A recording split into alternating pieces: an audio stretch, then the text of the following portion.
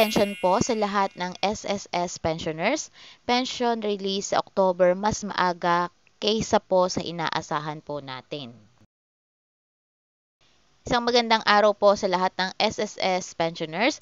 Para po sa pension release base po sa Schedule of Accrediting Circular ng SSS, mas maagang matatanggap ng mga first batch pensioner o mga may date of contingency na mula 1st to 50th of the month ang inyong mga monthly pension para sa buwan ng October 2023.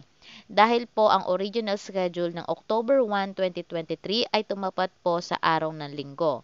At ayon po sa SSS Circular, kapag ang SS Pension Release date of accrediting ay tumapat ng araw ng Sabado, Linggo o holiday, aabante po ito sa banking day bago ang original date at para sa October 1, date of crediting. Aabante ito sa September 29, araw ng Biyernes.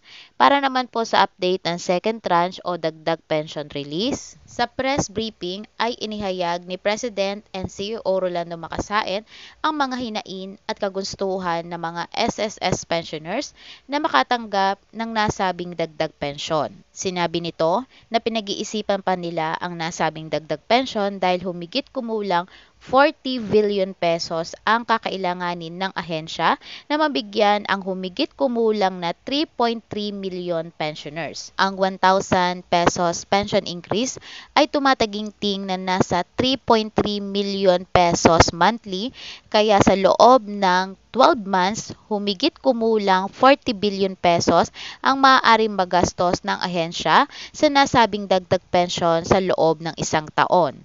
Ayon pa sa ahensya ng SSS, hindi pa rin inaalis ang posibilidad na maibigay ang 1,000 pesos dagdag pensyon o increase kung ito ay mapapatupad sa Senado at malalagdaan ng ating Pangulo na si Bongbong Marcos. Kasabay na rin dito ang hindi na kaya ng ating mga pensioners ang pagtaas ng bilihin o inflation dito sa bansa.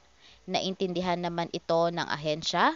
Kung sakaling maipapatupad ito, mahihirapan ang ahensya na magpatuloy ng mga transaksyon nito. Patuloy pa ring hinihikayat ng ahensya ang mga members at employers na mag-re-update ng mga contribution dahil dito nakasalalay ang takbo ng pondo ng SSS.